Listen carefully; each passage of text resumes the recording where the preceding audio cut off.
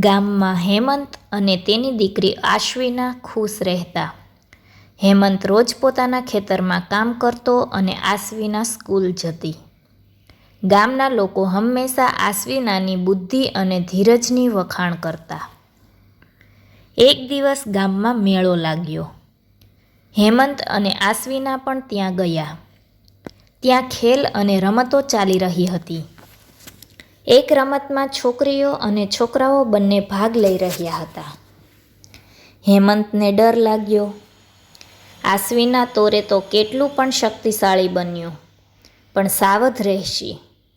આશ્વિનાએ હસીને કહ્યું, પપ્પા, તમે ચિંતા નહીં કરો, હું પોતે સારું કરીશ. રમત શરૂ થઈ અને આશ્વિનાએ બધાને આશ્ચર્યચકિત કરી દીધું. તે બધા વિજયી બની, પણ પપ્પા માટે એનું સૌથી મોટું ઇનામ એ હતું કે લોકો તેની દીકરીની કળા, બુદ્ધિ અને સાહસને સરાહવા લાગ્યા.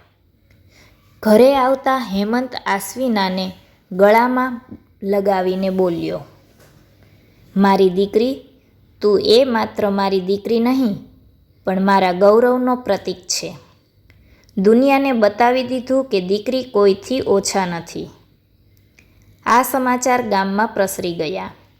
હવે દરેક પિતા માતા પોતાની દીકરીઓને વધારે પ્રેમ અને મહત્ત્વ આપતા.